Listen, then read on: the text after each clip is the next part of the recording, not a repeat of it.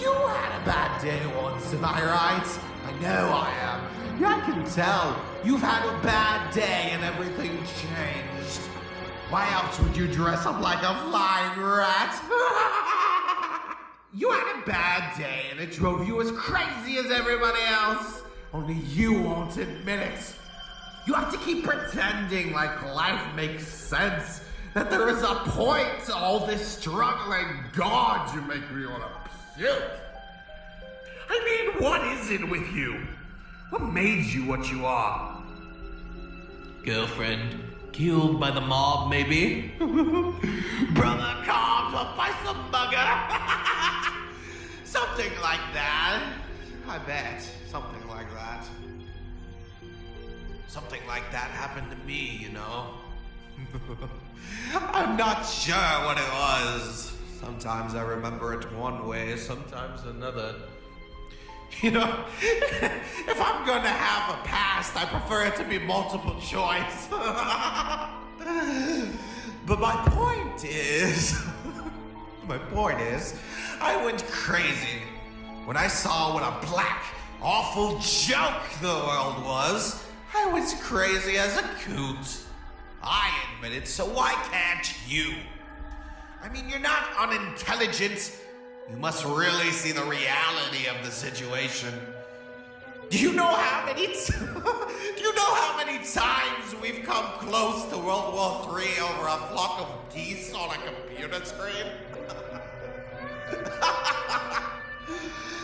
Do you know what triggered the last World War? An argument over how many telegraph poles Germany owed its war debt creditors. It's all a joke.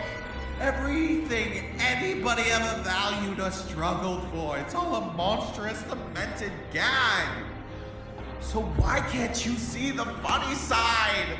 Why aren't you laughing? I have always been fascinated by Alan Moore's works. Although I have not read most of them, I have read Watchmen, Superman, and I am currently reading The Miracle Man Run. What always fascinated me the most is the Killing Joke. Some thinks it's the best Batman story ever, more of a Joker story. Honestly, I think the people have a bit of a mixed reception. Some love it, some don't. Me personally, that being said, it's good. I definitely think it's iconic and leads to interesting storytelling aspects about Batman and Joker's relationship and leads to Barbara Gordon being Oracle. Killing Joke is super noteworthy because it's very effective and very smart about how it communicates its ideas to the readers. The book is a good exploration on Batman and Joker's exclusive relationship and how they view each other as different polar opposites but have something in common. The epic one-shot miniseries tells the backstory of the Joker. We see an ordinary man, a man who we saw every day, yet never really acknowledges his existence. His descent into madness after his entire world falls apart, or as his worlds after one bad day, is what could have happened to anyone in the world. So, the Joker goes out on a quest of understanding, shooting Barbara Gordon while driving both Jim Gordon and Batman insane.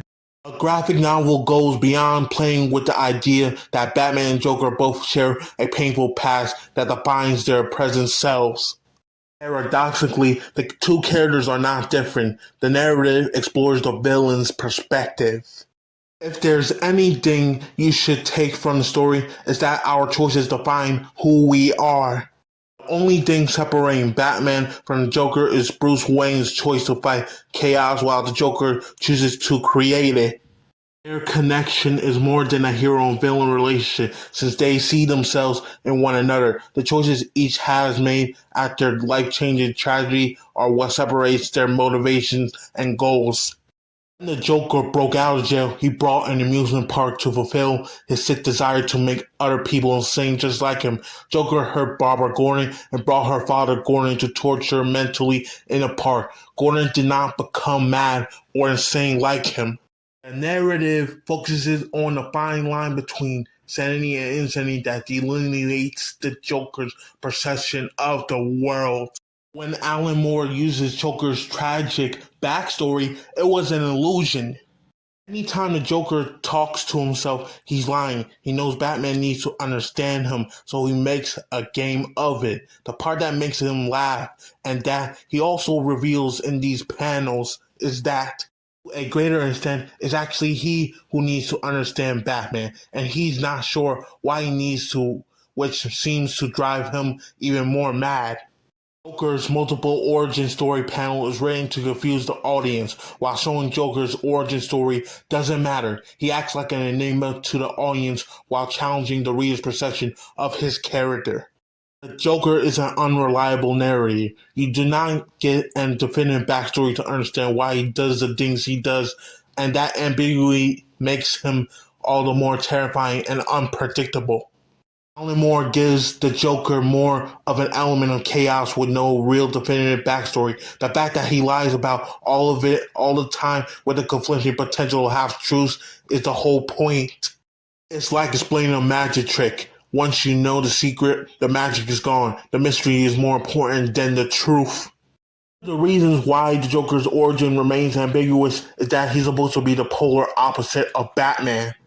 To make a character that's the inverse of Batman, you have to totally make Joker's stories ambiguous since his backstory or reasoning doesn't matter. Stories like The Killing Joke deals with it and has a caveat that the Joker either can't remember, doesn't care, or purposely lying when he recounts his history, because the audience is not supposed to see Joker's crime alley moment. We're not supposed to be able to get a feel for him and his how or why.